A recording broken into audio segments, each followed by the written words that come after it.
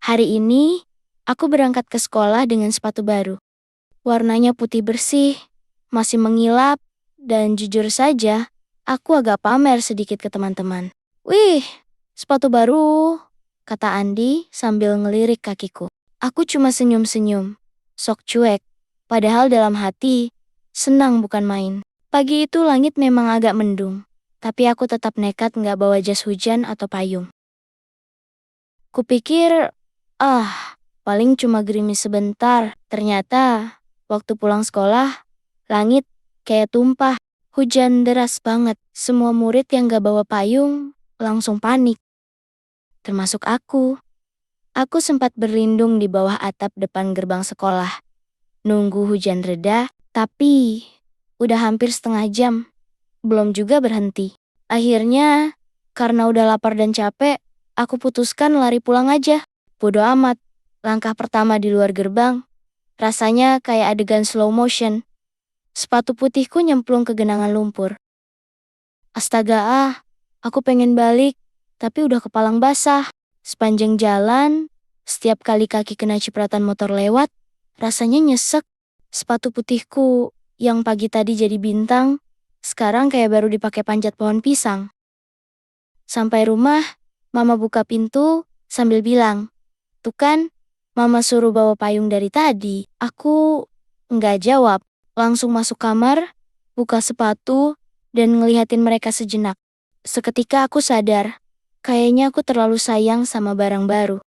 Besok-besok, aku bakal pilih, mau pamer sepatu atau selamat dari hujan. Jujur aja, kayaknya aku pilih bawa sandal cadangan aja deh. Setelah mandi dan ganti baju, aku kembali ke rak sepatu di depan kamar. Sepatu putihku tergeletak basah, kotor, dan anehnya, beraroma aneh. Bukan bau lumpur atau air got, tapi kayak wangi bunga melati. Aku mendekat, ngelus pelan, sambil mengeluh. Ya ampun, baru sehari, udah kayak korban kecelakaan. Aku angkat sepatunya, niat mau kucuci. Tapi pas aku balikan solnya, ada semacam simbol kecil kayak coretan. Bukan merek, lebih mirip tulisan tangan. Bentuknya kayak angka yang ditulis terbalik. Aneh banget. Aku panggil Mama, tapi dia cuma bilang, itu paling stiker toko. Cuci aja dulu. Udah sore nih. Aku cuci sepatu itu sampai bersih. Tapi waktu malam tiba, saat semuanya udah tidur, aku dengar suara cekik, cekik. Suara itu kayak berasal dari arah rak sepatu. Awalnya aku pikir itu suara tikus. Tapi pas kulihat ke arah rak, salah satu sepatu putihku jatuh sendiri. Aku bengong, badanku merinding, tapi masih mikir, mungkin angin. Padahal jendela semua udah ditutup. Aku taruh lagi sepatunya, tapi pas aku balik badan, aku dengar sepatuku. Bukan punyamu. Suara perempuan, pelan banget, di belakangku. Otakku langsung panik. Tapi mulutku malah nyeletuk. Halah, kalau mau ambil ya bilang dari tadi. Jangan pakai drama horor. Lucunya, setelah aku ngomong gitu, nggak ada suara lagi. Tapi sejak malam itu, setiap kali aku pakai sepatu itu, selalu kejadian aneh. Suatu pagi, aku pakai sepatu itu buat ke warung. Pulangnya aku tiba-tiba udah di kuburan. Serius, aku nggak tahu gimana bisa sampai sana.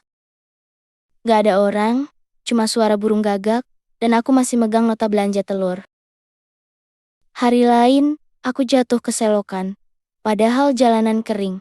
Sepatunya selalu bikin hal aneh terjadi. Tapi, anehnya, aku nggak bisa buang sepatu itu. Tiap kali dibuang, paginya dia selalu kembali ke rak, dalam kondisi bersih mengilap.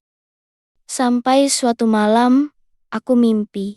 Di mimpi itu, ada seorang perempuan berkebaya putih, berdiri sambil memegang sepatuku. Mukanya nggak kelihatan, tertutup rambut. Dia bilang, "Tolong pakai sepatuku, biar aku bisa jalan pulang." Setelah kejadian-kejadian aneh itu, aku akhirnya memutuskan buat gantung sepatu itu. Beneran, aku simpan dalam kotak, aku kasih kamper, aku taruh paling pojok lemari. Biarin deh, Kalau memang ada penghuninya, semoga mereka juga butuh istirahat. Besoknya hari Minggu, hari paling aku tunggu-tunggu. Karena itu artinya sarapan roti bakar dan nonton kartun dari pagi. Aku turun ke dapur, duduk di meja sambil nunggu mama nyiapin teh manis. Suara wajan udah mulai berisik. Roti bakar keju coklat favoritku lagi dibikin. Mah, jangan gosong ya. Yang kemarin kayak batako, teriakku dari meja makan. Mama cuma jawab dari dapur. Kalau bantu kipasin margarin, mungkin rotinya lebih lembut. Aku ketawa. Bener juga sih, tapi tanganku terlalu nyaman di atas meja, pegang HP, dan scroll-scroll TikTok. Jam 9 lewat, aku udah di depan TV. Sambil makan roti, aku dengar suara motor lewat depan rumah. Itu suara yang khas banget, motor si Andy. Nggak lama, HP-ku bunyi. Bro, jadi ke warnet nggak? Main CS yuk, bocil-bocil udah ngumpul nih. Aku mikir sebentar, hari Minggu, PR belum dikerjain. Tapi, main bentar boleh lah. Lagian udah lama nggak ngumpul sama anak-anak warnet. Entar, gue nyusul. Tunggu depan gang, balasku. Aku ambil celana training dan kaos hitam. Lalu, otomatis mataku ngelirik ke rak sepatu. Di sana ada sandal swallow, sepatu sekolah, sepatu lari. Dan ya, sepatu putih itu masih di dalam lemari. Aman. Nggak ganggu, nggak muncul-muncul lagi. Kali ini aku pakai sandal jepit aja. Lebih cepat, lebih santai. Di warnet, suasananya rame. Anak-anak heboh main game, teriak-teriak. Ada yang nyemil ciki. Ada juga yang ribut-rebutan colokan. Dan aku cuma duduk di pojokan sambil mikir. Hidup itu kadang sesederhana roti bakar dan koneksi stabil. Hari Senin datang seperti biasa. Malesin, apalagi pas bangun tidur, aku langsung sadar. Aku belum ngerjain PR matematika. Rasanya kayak ditonjok realitas. Aku langsung duduk di kasur sambil ngerapihin rambut yang kayak sapu ijuk. Sambil mikir, kalau semalam gak ke warnet, ya tetap nggak bakal ngerjain juga sih. Jam 6:30, aku udah di sekolah. Masih sempet nyontek PR dari temen sambil pura-pura ngerti. Andi duduk di sebelahku. Dia bisik-bisik. Katanya Bu Siska mau ngasih ulangan dadakan. Aku langsung nengok. Ulangan apaan lagi? Minggu lalu, baru remedial. Katanya sih ulangan kejujuran. Dia jawab, nahan tawa. Aku cuman geleng-geleng. Di sekolah, istilah ulangan kejujuran itu artinya ulangan tanpa kisi-kisi dan tanpa harapan. Buku harus ditutup, otak harus dibuka, hasilnya ya tergantung doa dan keberuntungan. Jam pelajaran kedua, Bu Siska masuk kelas. Benar saja, beliau langsung bilang, anak-anak, keluarkan kertas folio, kita ulangan. Aku menarik napas dalam. Di meja depan, dia nyusun soal ulangan. Wajahnya kalem, tapi hatiku berkecamuk. 5 soal panjang, angka semua, rumus semua. Aku lihat Andi di sebelah udah kayak orang nyusun batu bata. Kertas kosong, tatapan kosong, harapan kosong. Tapi ya udah, aku coba kerjain semampuku. Yang penting, tulis sesuatu, jangan sampai kertas kosong. Nanti dibilang pasrah sebelum perang. Setelah ulangan selesai, jam istirahat pun tiba. Inilah momen kebahagiaan sejati. Aku langsung jalan ke kantin bareng Andi. Gue traktir tahu bulat bro, kata dia. Wih, naik mobil. Enggak lah, digoreng dadakan. Kami ketawa ngakak. Kadang hidup di sekolah sesederhana itu.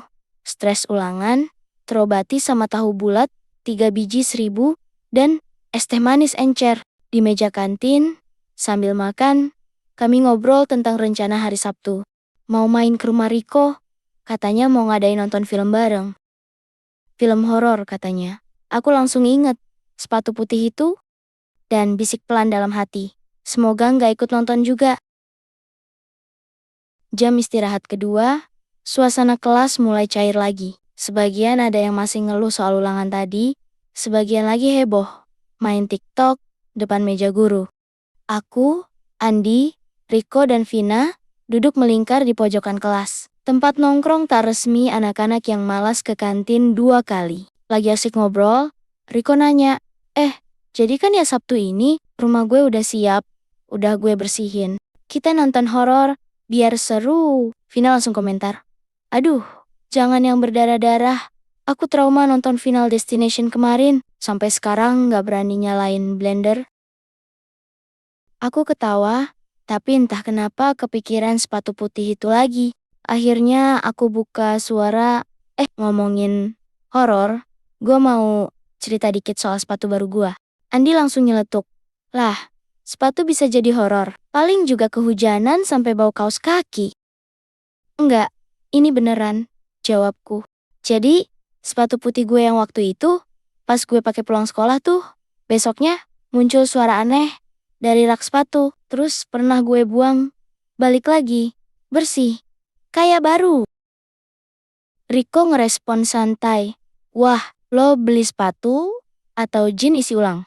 Vina malah serius, jangan-jangan itu bekas milik orang yang omongan Vina aku potong. Udah, jangan lanjutin Vin, gue juga takut. Andi ngakak, gila.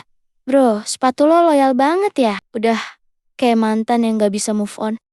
Satu kelas ketawa, tapi aku serius. Gue sumpah ya, sejak itu tiap pakai sepatu itu, selalu kejadian aneh. Pernah gue tiba-tiba nyasar ke kuburan. Vina langsung pegangin lengan Riko. Gue gak mau deket-deket kamu kalau kamu pakai sepatu itu. Riko ikut nimbrung. Tapi lo bawa dong sepatunya pas nonton nanti. Aku langsung pasang ekspresi gak lucu loh. Ngapain coba? Biar kalau filmnya kurang serem, sepatunya yang jalan sendiri, kata Andi sambil ngakak. Kita bisa bikin konten, sepatu tanpa tuan. Aku cuman geleng-geleng.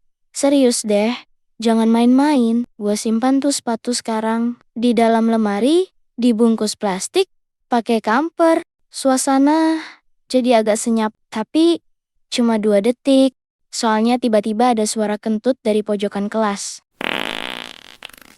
Otomatis semua orang ngakak lagi. Dan, ya, horor langsung kalah sama kentut. Begitulah anak sekolah. Waktu pulang, kami udah sepakat. Hari Sabtu, jam 5 sore, kumpul di rumah Riko. Filmnya masih belum ditentuin, tapi Riko janji mau cari yang katanya based on true story. Aku mulai mikir, kalau si sepatu putih itu tahu kita nonton film horor, apa dia bakal ikut? Sore itu, aku baru aja pulang sekolah, leher lengket, kaki pegal, dan kepala agak pening. Mungkin efek dari ulangan matematika tadi. Aku lempar tas ke kasur, lalu turun ke dapur buat ambil es batu masukin ke teh manis. Baru mau duduk, HP-ku bunyi. Andi nelpon. Bro, lo di rumah? Gue mampir bentar ya, deket nih. Mau nebeng wifi juga.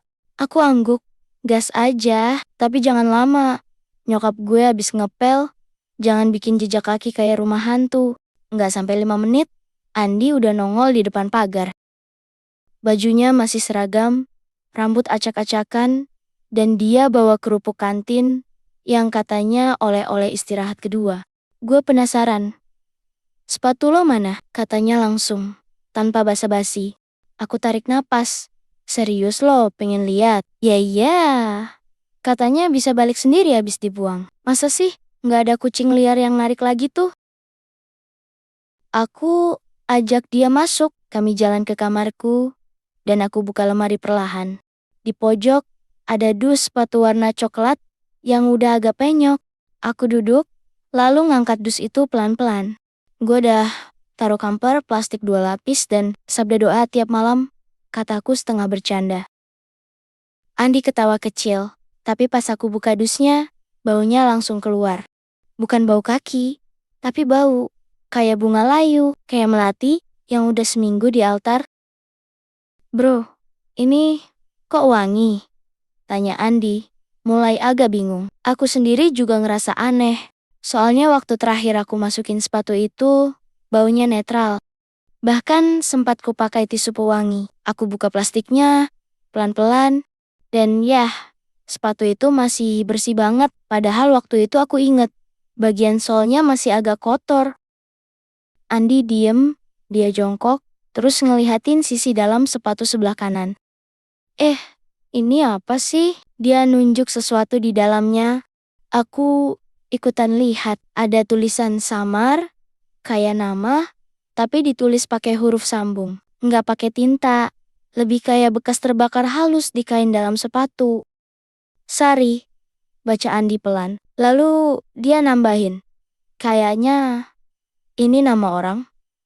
Mungkin pemilik sebelumnya.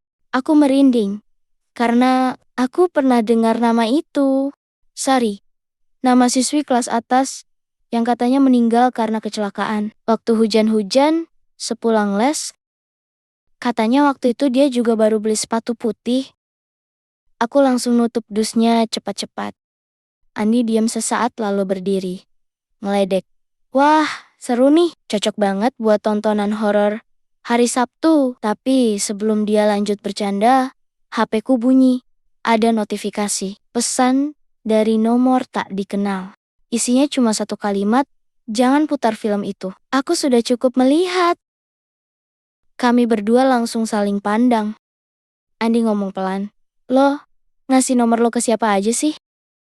Aku nggak jawab, karena aku tahu nomor itu nggak ada di kontak siapapun.